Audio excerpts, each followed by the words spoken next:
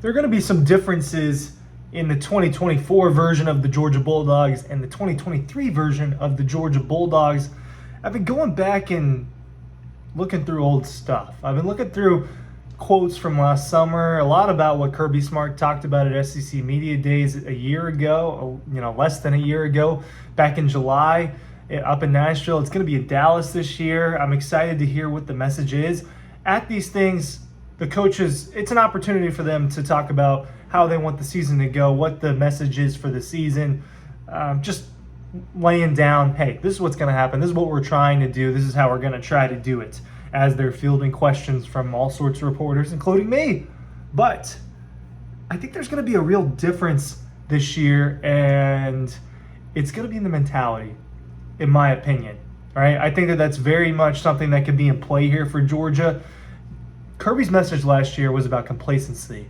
It was about the three-peat, really, and kind of about not talking about it.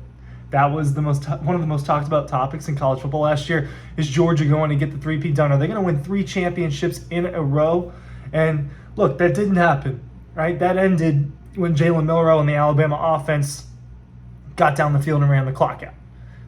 Right? Three-peat ended that day because the committee took that and ran with it and didn't put Georgia, whatever, blah, blah, blah. Moving on. Complacency was the message.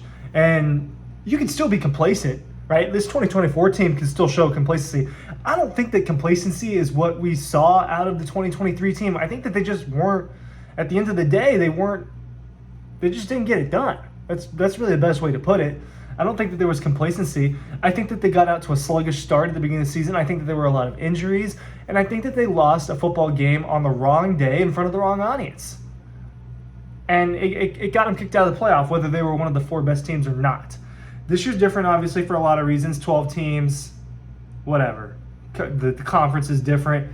But I think that there's going to be a new fire in this Georgia team, or at least that Kirby has an opportunity to use it. I don't know what his message is in the locker room. I don't know what he's talking to them about over the summer unless I get to speak to one of them, which I haven't talked to any of them in the last few weeks. But I want to read a little bit about what he said last year, because I do think it transfers over, and there shouldn't be an assumption that Georgia's just going to win the whole thing again, because we're right back there, right? Whether it might not be for a three-peat, but we're kind of back in the same position where it's, hey, Georgia's the odds-on favorite to win. Hey, Carson Beck's going to be really good. He's going to be the highest winner. He's going to be one of the people that we get to talk to at SEC Media Days, even if he's not the most exciting interview. Let's go. Let's do this. Let's read. This is what he said last year. The threat for us is complacency. The first thing you have to do is acknowledge that it's a threat. Like if you acknowledge the complacency as a threat, it's the first step towards stopping it out. So we look for 2 things when we look for people to join our organization. I'm not talking about players. I'm talking about anybody in our organization. Do they love football? And do they embrace being a part of something bigger than themselves? Are they selfless? We want to find people who love football and embrace a selfless role. Those 2 qualities, loving football and embracing all, yada, yada, yada. Because it gets a little bit off topic there for what I'm talking about. The pressure that I think was on the program's shoulders a year ago was heavy.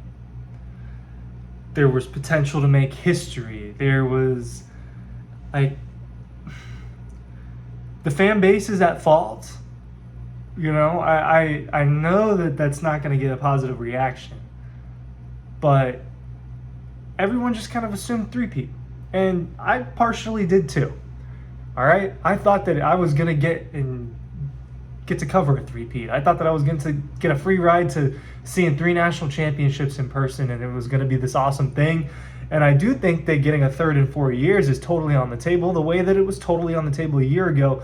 But there are going to be some differences. Now they have this fuel. We didn't get it done. We got left out of the playoff. We're not as good as Alabama. I think that the team has that now, the way it didn't have it last year. Last year, the target was on their back. And in a way, it'll still be on their back because they're still viewed as the best team in college football, still viewed as the best team in the SEC. So it doesn't change. And, if you watched my previous video about what anonymous SEC coaches are saying about Georgia, the commentary hasn't changed. It's that they're the favorite, they're the title favorite, they're the conference title favorite. But this time that pressure is not exactly the same, because it's kind of like, I can't believe I'm about to say this, but they can take a mulligan. All right? In golf, it happens. All right? You can't take a mulligan if you're on the PGA Tour, but if you're playing wherever with your buddies and you get an extra shot, you get an extra ball, whatever it is that you want to call that, breakfast ball, you get the concept if you understand golf. You hit a bad shot, you get a redo, basically. They can view this as a redo. And I think that's part of the reason why a lot of these guys came back. The other part is the NFL draft evaluation, but there are returners. Carson, Nazir Stackhouse, Warren Brinson. Those guys decided, hey, we're going to come back. We had an opportunity to go to the NFL. We don't love our draft evaluation, but ultimately, what do we want? We want to win another championship. And what does Carson Beck want? He really wants that. He's talked about it on several occasions. He wants to win a championship as the starter for Georgia. I think it's very important for him. This is a guy that won a state championship in high school. So he understands what that feeling's like, and did it with a team that isn't usually in that position in Mandarin, around the Jacksonville area. Good football program, not amazing, and he was able to win that as a junior. So this time I do think that it's kind of like the same thing with them beating Alabama, right? The monkey's off their back. Well, I kind of think that the monkey is off their back in a way from the pressure of the three-peat. It was toxic. If it was Nick Saban, he would have talked about it and he would have called it rat poison. That is exactly what he would have said about Alabama. And I'm sure that he said that back in 2011, 2012, whatever, around the time that they had an opportunity to do that themselves. 2013. But